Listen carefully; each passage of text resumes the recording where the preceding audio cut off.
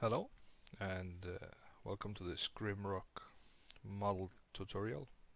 Today we're going to look into how we can create a simple animated objects for the Legend of Grimrock. We're not going to be doing any rigging or complex monster animations. We are simply going to be doing basic keyframe animations, and what we're going to create is a simple spike trap or a spear trap, and let's just get right to it. We're going to be using Blender, of course, and also the Grimrock model toolkit from John, and we're going to be using another tool also from John, which is called the Grimrock or GrimFBX. The GrimFBX is a command line utility that we use to convert our FBX model, including the animation, into a model file and animation file that the Grimrock engine can understand and read. You can get this utility from John's webpage, so just hop on over there and find this link for the GrimFBX and download it. It's just a standalone exe which you execute, and I will show you in a bit how extremely easy it is to use. So let's just get on with it. I'm gonna fire up the Grimrock model toolkit. I'm going to be using existing assets to create the trap, so I'm going to go into my assets folder from Almost Humans, models. I'm going to bring in the temple floor. Where is it? Temple floor drainage. Here it is. So this will be the base for our spear trap, so I'm going to export this out. I have a folder here called spike trap, so export this out to OBJ, and I'm also going to open up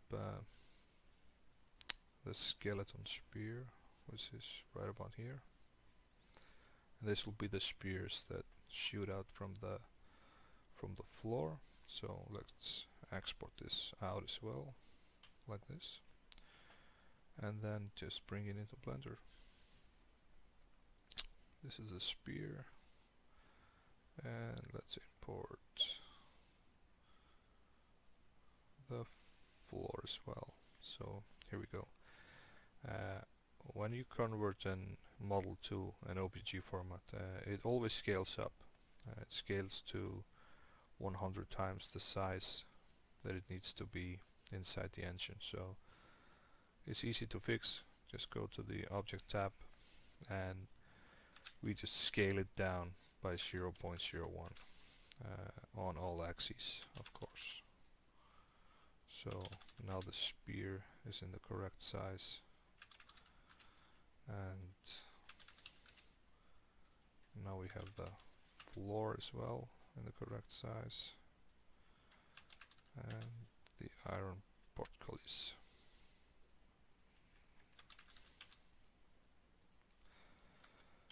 Like this. So this is the correct size of a single tile inside the Grimrock engine. It's never a good idea to have your objects scaled if you're going to be doing animations. So to fix that, simply choose the object, go to Object, Apply, and Apply Scale. What that does, it just redefines the size of the object as the correct size, and not that it's scaled down in any way. So we apply this to all the three objects. So now the portcullis, the temple floor, and also the spear are just in the scale of 1. Let's then just start creating the trap. We're going to use the spear over here, I'm gonna rotate this 90 degrees so it's gonna stand up on its end. Bring it to the middle of the grid, something like this. Duplicate it, bring it over here, duplicate again, like this. Select all three spears, duplicate, and something along these lines. So now we have 9 spears coming out from the grate, which is nice. They're a bit. This is I don't like it. It's too even, too equal. How do you say it? Needs more chaos to it. Something like.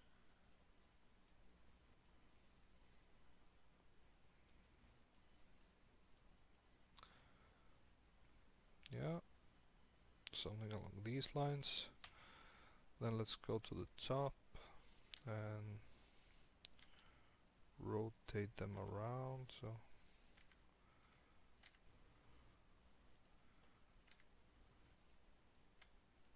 it looks better.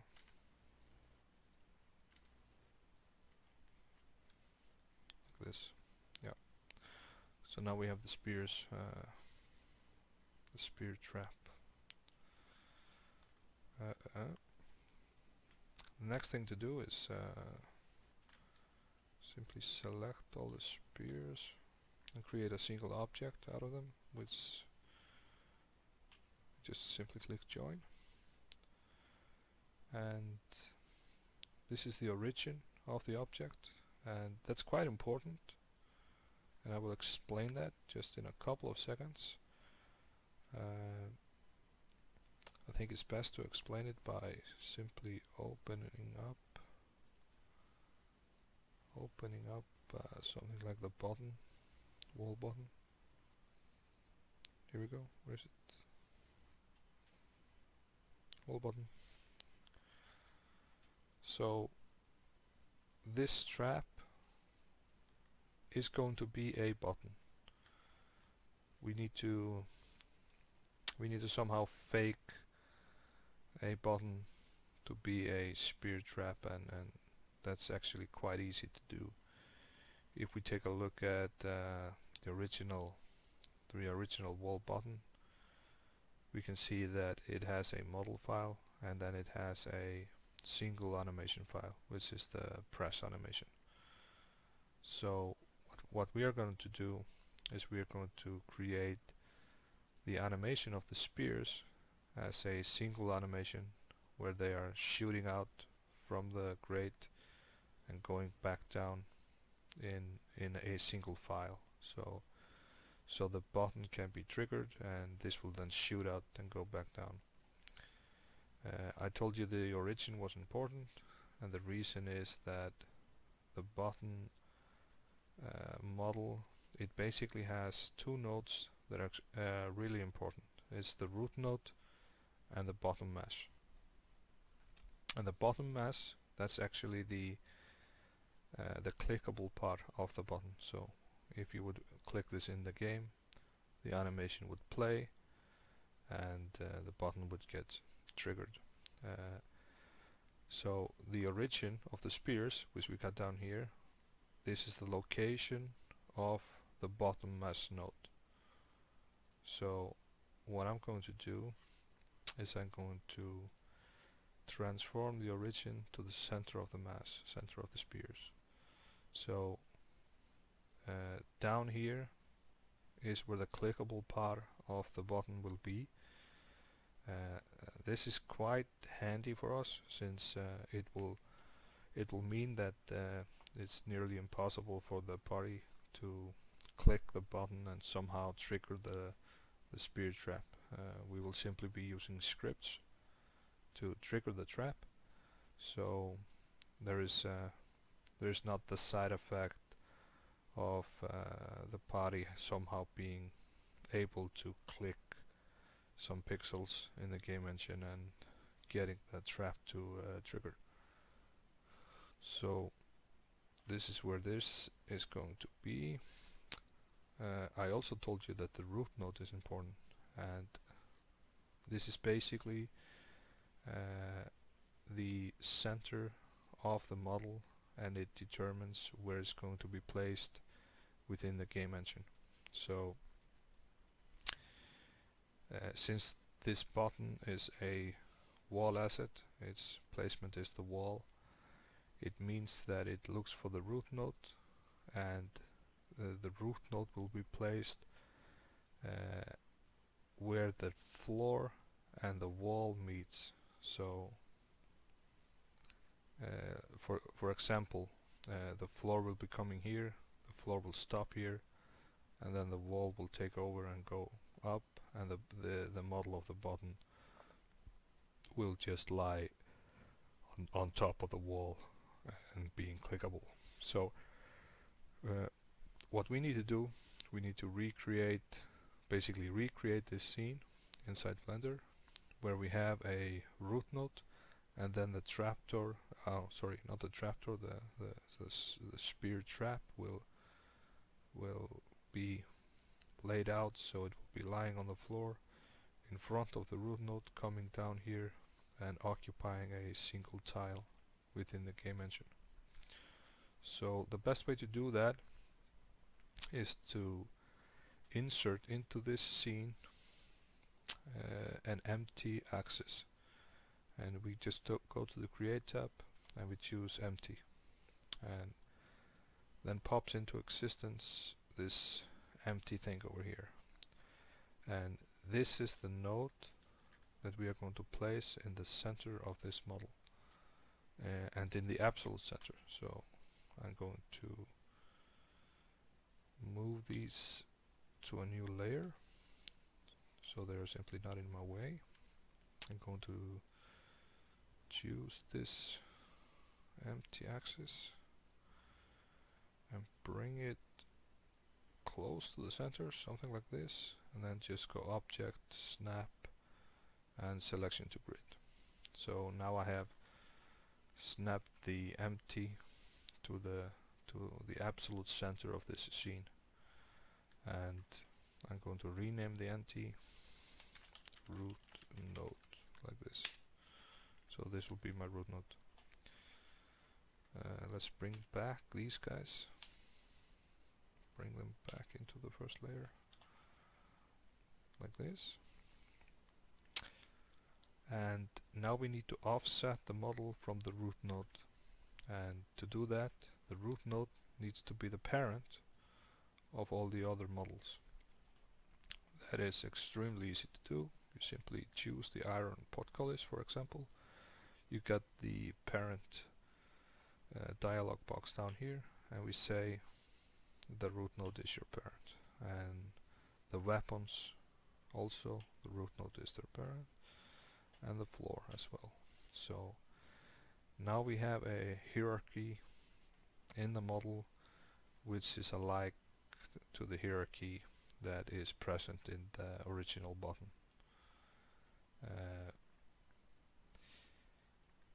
Now what we need to do is simply offset the model, so instead of being in the middle, it will be just below the root node, or not below, to the side of it. So I've chosen all the objects.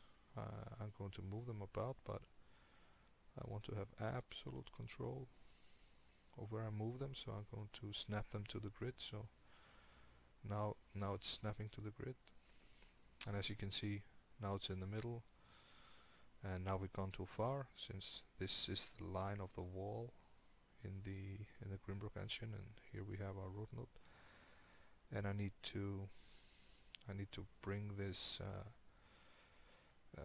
back by a half a grid. So I need to, you can see the gizmo here, the epsilon axis I need to bring it backwards half a grid. So here we can just type in minus 0.5 minus because we are going in the opposite direction of the arrow. So when we do this, the model snaps half a grid back, and now we have the root node in the correct place, and the spear trap is aligned exactly as we need it to be. So now comes the animation part. The animation is quite easy to do. I'm just gonna do it all by hand, since this is going to be a keyframe animation. And down here we have our animation panel. Default is 250 frame animation. That's way too much. I think 20 frames, maybe less, maybe more. Let's start with 20 frames. So we need to find ourselves, let's see, something along these lines. The snapping. Oh, I forgot the snapping. So if we say this is the starting position of the spears, and then they will shoot out and do some stuff. Let's bring them like something along these lines. So you can see the spears in the game, but it's still hard to do. And okay, let's key this in. To start keyframing the animation, we simply press the recording button over here, and that will create we'll keep track of the position and the keyframes. We need to choose a keying set. Keying set is basically telling Blender what to lock in. I mean, for this particular animation, we are simply interested in location. I will be moving the spears around. I will not be rotating them. I will not be scaling them. So I will choose location. This is location rotation. This is location rotation and scale. Is not a good idea to choose rotation location rotation and scale if you are not doing rotation and scale, since that will only make the model larger, the file larger. So location it is, and I'm simply gonna hit insert keyframe over here. So now I got my first keyframe in place, and we can start to animate the spears. So I will go to the second frame, simply lift it up a bit like this, key it in. Third frame, lift it up, key it in. Fourth frame, lift it up and key it in. So in 4 frames the spears are shooting out. On the 5th frame I'm gonna bring it down just a little like this, key it in. 6, bring it down and key it in. What I'm trying to achieve is I want the spears to shoot out and go a little bit back, like a spring motion. So on the 7th frame I'm simply going to hold their position, and for the next couple of frames just hold the position. So what we have now is they're shooting out and then just going a little bit down again as the spring motion triggers. So let's go to frame 11, which is the next keyframe, and I'm going to start just bringing it down a little. And 12. I want the spears to go slower down than when they came up, so more frames bringing them down than springing them up. So and 16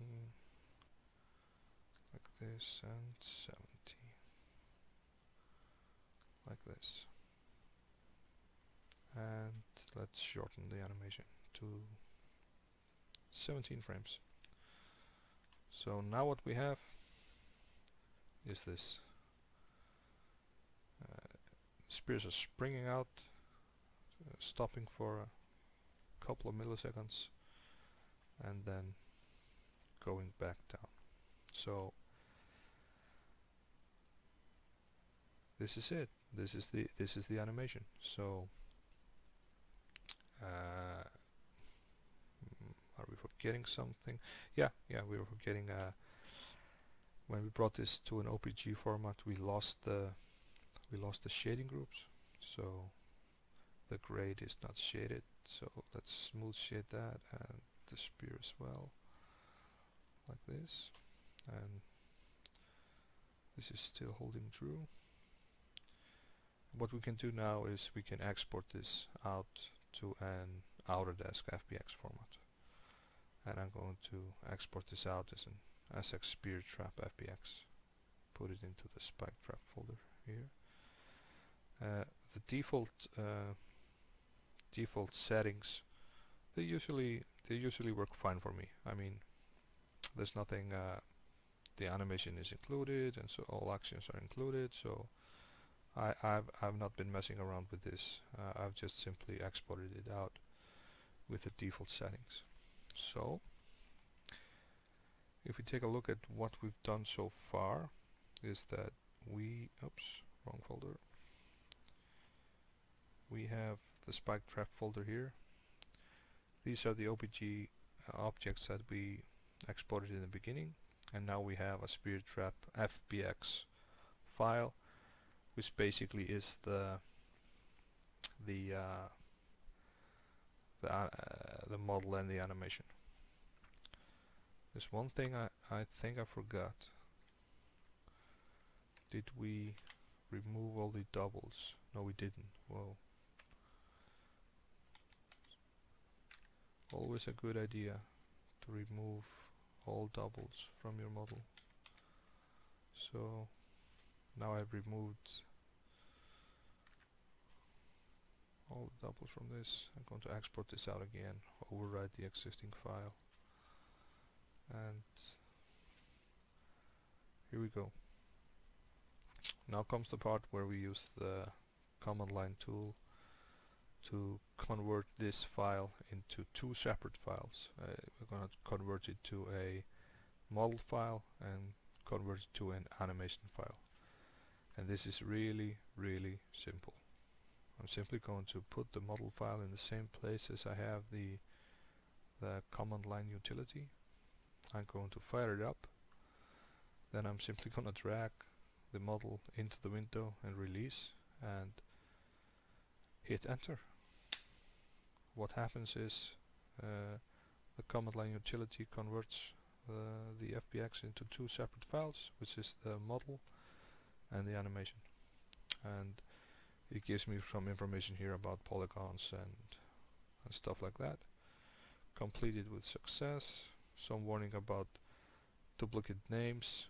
The duplicate names are the nodes, because the FBX or the GrimFBX, it creates a root node for the model, and but I don't want that root node. I want to have my own, since I'm offsetting the model with a root node.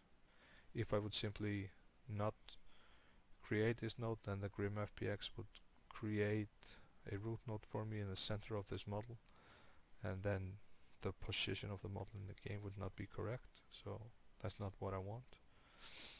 So now we have here we go,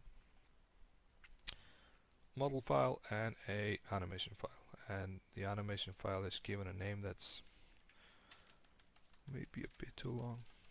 Let's simplify this by just having it like this. So let's fire this up. So this is what we have. This is exactly what we wanted. since I'm using existing assets, it's the UV mapping is it's simply there. We didn't change it anyway, so the textures and all that stuff simply hold true, and we don't need to mess around with it. There's one thing I'm seeing. The shaft is I feel that the shaft is too long. We could create some mechanic here, like for shooting up the spears, but I'm simply going to shorten the shaft by, let's just remove these faces.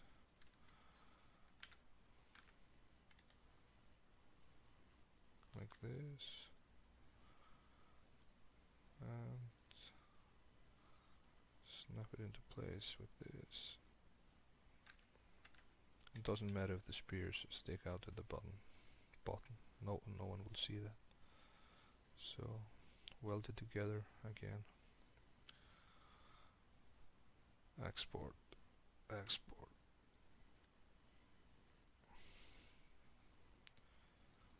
Let's just do this one more time. Kill the command line.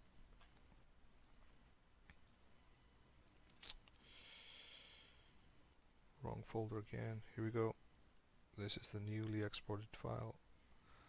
Let's cut it, bring it over to the FBX,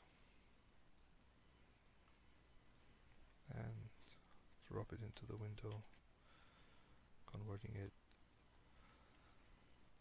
So we did this 2 times, that's okay. But the reason why we did it is I wanted a shorter shaft. So now when we look down into the shaft, the spears are not hanging in mid-air. They're actually like they're sticking to the ground. So let's take a look at how this looks when we bring in the model file. Remember, the model file is in the same directory as the model, so it's called default take is the animation. It's the default name. So this is what's happening. The spears are shooting out and going back down, just like we wanted. I'm going to rename the animation to spear trap trigger. It's simply a good idea to rename the animations. If you have a lot of them, they will all be called default take, and that can get confusing really fast.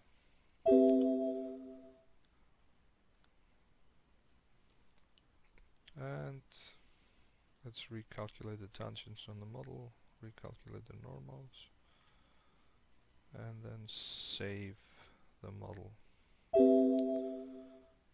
and close this window. So what we have now is a animation file and a model file that are working as our spear trap. So what I need to do now is to bring that over to the game engine. So I'm simply going to cut this, go to my assets folder, and put them down here, replace the ones I had before. So now I have animation file and a model file within my testing ground dungeon. And if you take a look at the objects code, what I have done is I simply copied the object wall button into my object script. I renamed it to something called ASEX Spear Trap, where I'm pointing to the model and then pointing to the Spear Trap animation file. So if we go into our dungeon and reload it, what we have now is asset which is called XX Spear Trap. That's here, and that's a button, so it's sticking to the walls. It cannot be placed in the middle, but that's okay. We're going to place it right here, and we're simply going to select it, and then we're going to use the WASD keys to move it into place. So if I move it to the middle of this corridor, and whoops, was this old or new? Can't find button node for button spear. Did I rename this incorrectly? Yeah, I did. Well, it's good that you saw this. You saw the mistake I made. So this will not work simply because like I told you before, the game engine will always look for a button node within the button. So what we're going to do now is I'm simply going to fix this by going back to Blender. We have the root node in place, but the weapons here, they need to be renamed to button mass, like this. So the animation is still in place. The spears are now called button mesh, which is what the engine will be looking for. Let's export this out once again to FBX, and let's go to the GrimFBX. This is old file, clear it out, and bring in the new file which we just exported. And what we're going to do is drop it in like this.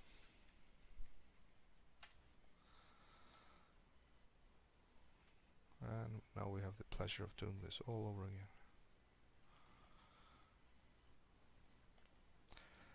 The reason why I did not rename the nodes inside the Grimrock model toolkit is because the animation file would then mess up the model, since the animation file would be calling something called Skeleton Warrior Spear or whatever the name was, but then the model would not have something called Skeleton Warrior Spear, so it would not have worked to just go here and rename this node, because you're just renaming the nodes on the model. You're not renaming the nodes which come with the animation file, so it's good to know. Default take, still everything is working. Spear trap trigger once again. Save the animation, yeah, I want to save it. And recalculating all these things again.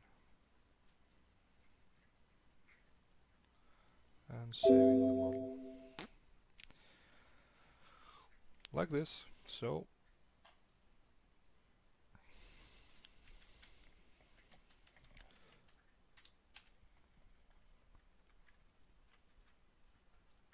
cut this again, bring it over to my assets folder, putting the animation to the animation, replacing the one before, and replacing the one before. So let's save the dungeon and reload it. No errors whatsoever, and now we can see that the spear trap is on the floor.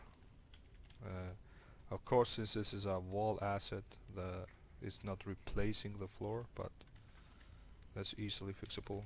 We have a tool called SX Floor Killer here, and I will remove the floor with this. So what we have now is a spear trap that is looking quite good, and Now we just need some way to trigger it. The easiest way to do that is just to put a hidden pressure plate on top of it. The hidden pressure plate is only triggered by the party. I want some script here next to it. And let's create a function. Let's call it spear trap party. And what this does is it takes this button over here, whatever its name was, and simulates a push like this. It's a simple, extremely simple pressure plate. We got the connector to the script. Let's see what we created. Yep. So now when we step on the pressure plate, we simulate a push on the button. The spears shoot out and do nothing. But this is the first step. So let's go back to the and we need to make some damage. So we are going to trigger a damage tile. Where are we? We are on level 1. The trap is where 1513. So level 1, 1513. We want facing, doesn't really matter. 229. I don't know if I should explain that. That's basically the flags of the damage tile. It basically means 229. It basically means that the monster will recoil from this, and it also means that my back row, the back row of the party, will take half damage. You can, let's say if we go to Grimrock and look at the scripting reference down here, and let's find damage tile. Yeah, here. This basically, this explains it. You can set a flag value, which is a bit flag value, and what I have bit 1, and I also have bit 0 and bit 7. I have them activated, so that amounts to 129. You can of course put more flags on it if you want, but this is a good beginning. Now this will create some damage. Let's see if it works. One step at a time. Yep. So now when the party steps on it, everybody's taking damage. But we need more. It's too quiet. So let's create something like party. Let's shake the camera a bit. Let's shake it like 0.02. It's not a big shake. Lasts this for 1 second. And let's also do party play screen effect. And let's play just the default damage screen. And we also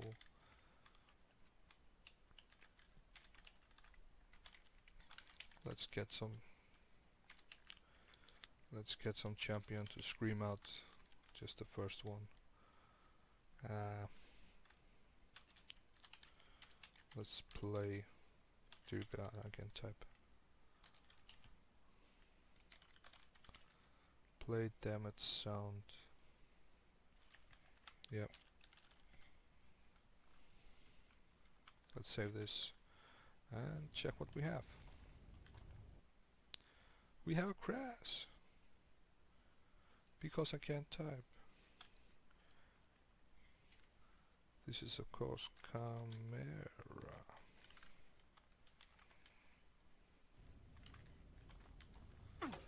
Yep. Now the camera shakes a bit when we step on it. Party takes damage, and we hear the sound of this champion 1 screaming out. So somebody dying and stuff like that.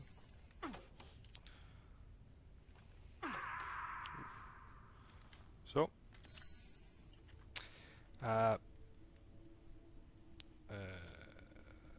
if we want this also to hurt monsters, it would not be a good idea to simply, you know, allow this to be triggered by monsters, since what we basically are triggering is a damage screen and stuff like that. So when a monster would walk over it, we would get the damage screen, and it would be like, you know, we are what did I do? So it would be like we would be getting hit by the trap even if we weren't. So I'm extremely lazy when it comes to scripting, so what I usually do is just put another pressure plate, have that triggered only by the monster, and just copy this, create a new function called trap monster, something like that. Just remove the party elements of it. Yeah, I'm lazy. It's add the connector and trap monster. So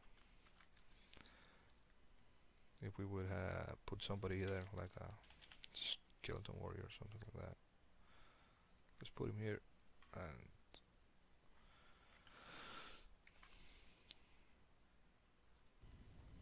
so when he comes now, walking down here,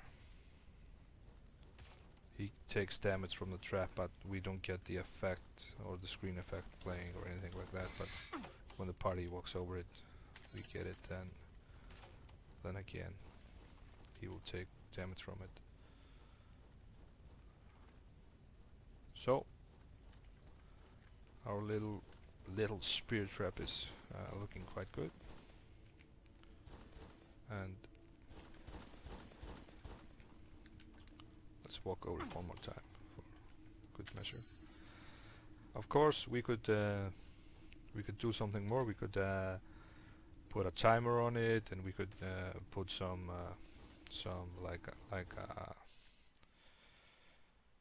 counter where multiple spears trap could, you know, be jumping up and down, like we do with the pit traps and something like that.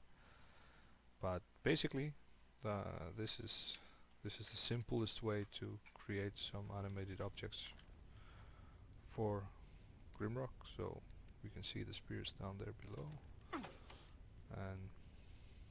and there's no way to accidentally trigger this, since the bottom mass is way you know, maybe I can. No, I'm trying to hit the bottom mass, but it's essentially right beneath the body, so it's really hard to try to trigger the button accidentally. But so if you try to click the walls here, that's not doing anything. If we would have created this as a lever, for instance, we would always be stuck with an invisible clickable part of the lever, since the lever is it's hard-coded to the engine where you can manipulate the lever. So that's why it's you know, the lever is clickable in this. Even if I would have moved the lever like we did with this button, it will still be clickable where I place it. So